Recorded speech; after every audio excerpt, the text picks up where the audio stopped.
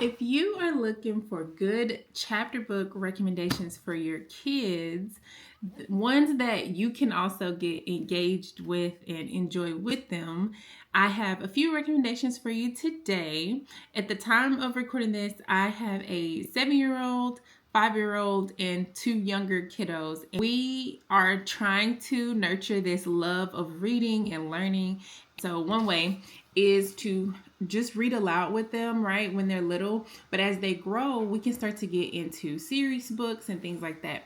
I know that typically once a kid really gravitates towards that love of reading, they will really lead what kind of books they are interested in, and they'll have some picks.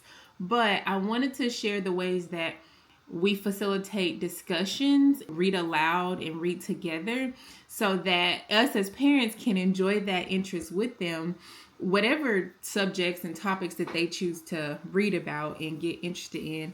Also, to make sure we're checking their comprehension skills even at a younger age and helping to just engage with the text. And that's how we start to enjoy what they're reading. The first recommendations I have today is Change the Game, Colin Kaepernick. It is a graphic novel.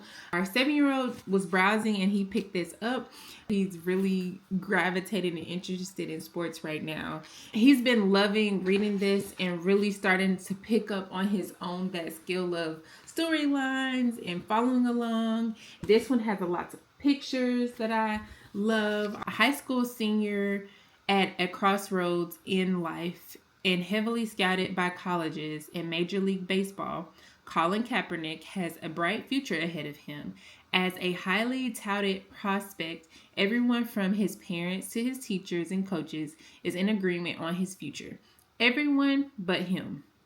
Colin isn't excited about baseball. In the words of 5-time All-Star MLB player Adam Jones, baseball is a white man's sport. He looks up to athletes like Allen Iverson, talented, hyper-competitive, unapologetically black, and dominating their sports while staying true to themselves. College football looks a lot more fun than sleeping on hotel room floors in the minor leagues of baseball. But Colin doesn't have a single offer to play football yet.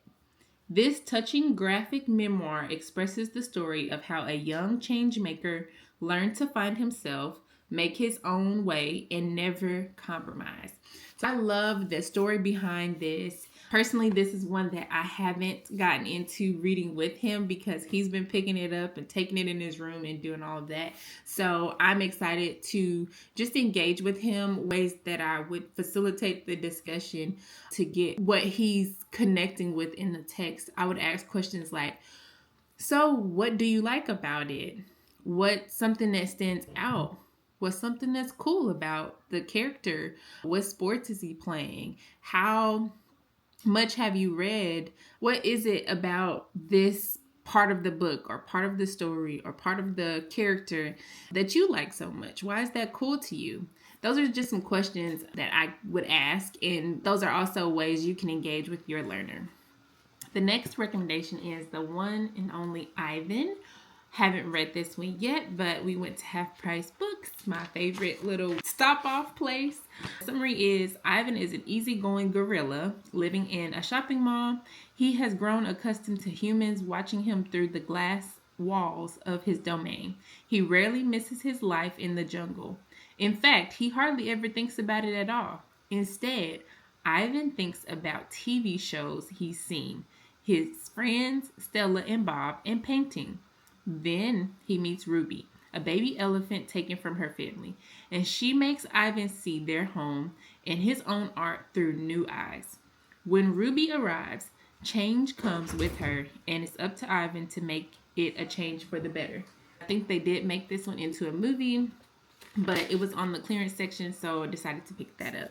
The last set of books is Time Tub Travelers and The Sky Thief and Circus Mystery.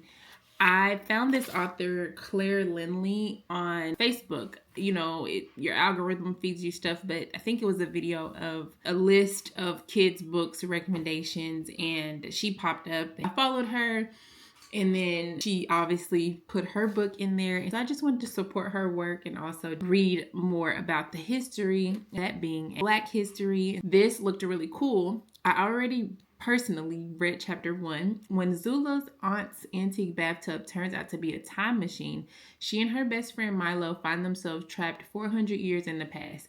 Excited about the opportunity to show her teacher that Black people were a part of Britain's history, Zula takes Milo deeper into the dangerous world of Tudor London. Will Zula prove her teacher wrong and get herself and Milo safely back to their own time? Let's just go into how, like, some discussion questions I came up with for the kiddos, as well as what I relate to myself in this book so far. Straight off the bat, out of chapter 1, the main character Zula, I connect with her. She got a C on a paper. And y'all, I don't know what grade she's in exactly, but if I would have got a C on a paper in grade school, I would be feeling like I wouldn't even, like, I would probably be breaking down crying and all the things. She internalizes that and does ultimately, I feel like she does the right thing. She speaks up for herself and tries to defend her work. The other character I will highlight in this is the dad. As a parent myself, there was a moment in here and I was like, that's what I'm talking about. You know, that's what you say. That's how you affirm your kids. And so loved this chapter already. And I know I'm going to love this book just because it's starting off so good. I'll give y'all a full review when we finish. We have another series book. Since this has 2 in it, we have another series book on the other video. I'll put the video up here. We like that. And maybe I'll do a video interviewing the kids and getting their feedback and what they like about the books. Discussion questions I came up with for the kids are: who are the characters we are introduced to in this chapter? Where are they at the beginning? What problem, if they had any, in this chapter did they have, and how did they handle that problem? That is how we engage, get excited and interested about reading with our kids, reading more with them. As a family, we're just trying to cultivate this love and nurture reading, because reading is really, it's fundamental. It's like, it takes you into this world of possibilities, imagination, creativity. So I hope that I can continue bringing y'all good book recommendations. If y'all decide to check out any of these, I'll leave them linked below. If y'all decide to check out any of them and you read them, please let me know what y'all think in the comments. Leave a review for these authors. Support their work. Truly, genuinely enjoy reading. Always have loved it since I was a kid. It's just really exciting to be able to do it and bring that passion of the art of reading literature to our kids and share that with them. I hope that y'all have a wonderful rest of your day or night after you see this, and I'll see y'all in the next one. Bye.